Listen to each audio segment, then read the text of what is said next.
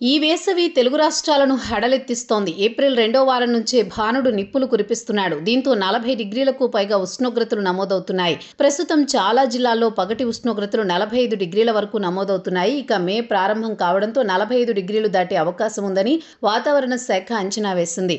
మే 2వ వారంలో మొదలయ్యే హీట్ వేవ్ సాధారణం కన్నా 2 నుంచి 5 డిగ్రీల సెల్సియస్ వరకు అధికంగా ఉంటుందని పేర్కొంటున్నారు. ఈసారి ఏప్రిల్ 14 నుంచి 14 రోజుల పాటు నమోదైన ఉష్ణోగ్రతలు చారిత్రక రికార్డు మే మొదటి వారంలో 47ని రావచ్చని ఐఎండీ అంచనా వేసింది. వడగాల్పులు వీస్తాయని తెలిపింది. ఈ క్రమంలో ఐఎండీ చల్లటి కబురు కూడా చెప్పింది. ఈసారి రుతుపవనాలు ముందస్తుగా వస్తాయని వెల్లడించింది. మే 14 లేదా 15వ తేదీన అండమాన్లోకి ప్రవేశిస్తాయని వెల్లడించింది. సాధారణం కన్నా 5 నుంచి 7 రోజులు ముందుగా వస్తాయని అంచనా. ఈ సీజన్లో దేశవ్యాప్తంగా 105 నుంచి 110% సగటు వర్షాలు కురుస్తాయని వెల్లడించింది. దక్షిణ పశ్చిమ భారతంలో ఎక్కువగా కురుస్తాయని, ఈశాన్య భారతంలో తక్కువగా కురుస్తాయని తెలిపింది.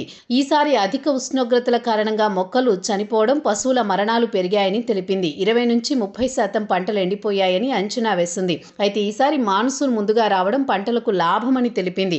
అధిక వర్షాలు, వరదలు కూడా పంటలను దెబ్బతీస్తాయని వెల్లడించింది. ఎల్నినో హిందూ మహాసముద్రంలో ఓషాన్ డిపోల్ ప్రభావంతో వేడి తీవ్రత ఎక్కువగా ఉందని ఐఎండీ తెలిపింది. మాన్సూన్ ముందుగా రావడం ఉపశమనం ఇస్తుందని పేర్కొంది. కానీ అసమాన వర్షాలు తెలుగు రాష్ట్రాల్లో వరదల ప్రమాదాలు పెంచుతాయని అంచనా వేసింది.